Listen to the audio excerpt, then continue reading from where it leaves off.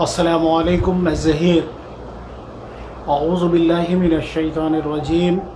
بسم اللہ الرحمن الرحیم۔ میں اپنے یوٹیوب چینل ظہیر وائس میں آپ سبھی کا استقبال کرتا ہوں۔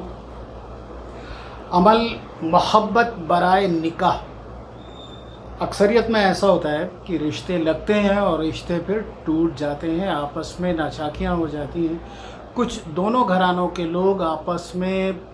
کچھ ایسی چیزیں کرتے ہیں یا کچھ ایسی باتیں کرتے ہیں کہ جس کی وجہ سے وہ رشتہ ختم ہونے کی کگار پہ آ جاتا ہے یا پھر ختم ہو جاتا ہے۔ ایسے حالات میں بہتر ہے کہ اللہ تبارک و تعالیٰ سے مدد مانگی جائے، اور جو دوسرے لوگ مدخل ہوتے ہیں ان سے تو آپ کو بآسانی نجات بھی ملے اور رشتہ بھی پھر سے قائم ہو جائے، اور جو بات بگڑ چکی ہے اللہ تبارک و تعالیٰ اسے پھر سے بنا دے۔ اس کے لیے بہتر یہ ہے کہ اس عمل کو جتنا ہو سکے تنہائی میں کریں، اور یہ 17 دن کا یہ عمل ہے، 17 دن اس کو کرنا ہے، اور اس کے لیے باوضو قبلہ رخ ہو کر بیٹھیں اور اس کو توجہاً سنیں، کیونکہ اس کے اندر بہت الگ الگ حصے ہیں، اس لیے اس کو توجہاً سنیں۔ باوضو قبلہ رخ ہو کر ایک مرتبہ پڑھنا ہے اعوذ باللہ من الشیطان الرجیم، ایک مرتبہ پڑھنا ہے اعوذ باللہ من الشیطان الرجیم، پھر 9 مرتبہ پڑھنا ہے لکم دینکم ولی دین، پھر اس کے بعد میں تصور یا تصویر پر دم کریں، پھر اس کے بعد میں 9 مرتبہ بسم اللہ الرحمن الرحیم پڑھیں، پھر تصور یا تصویر پر دم کریں، اور پھر اس کے بعد میں 9 مرتبہ سورہ زلزال بسم اللہ الرحمن الرحیم اذا زلزلت الارض زلزالها واخرجت الارض اثقالها وقال الانسان ما لها يومئذ تحدث اخبارها بان ربك اوحى لها يومئذ يصدر الناس اشتاتا ليروا اعمالهم فمن يعمل مثقال ذرة خيرا يره ومن يعمل مثقال ذرة شرا يره۔ سورہ زلزال اس کو آپ 9 مرتبہ پڑھنا ہے، اور پھر تصویر یا تصور میں دم کریں، اور پھر اس کے بعد میں سورہ زلزال پڑھنے کے بعد تصور میں دم کرنے کے بعد پھر 31 مرتبہ اس دعا کو پڑھیں، اور وہ دعا اردو میں ہے، اسے لکھ لیں اور یاد کر لیں۔ یا اللہ تبارک و تعالی تجھے رحمت رب کہتے ہیں، تجھے تیرے حبیب کا واسطہ جسے صلی اللہ کہتے ہیں مجھے بامراد کر دے۔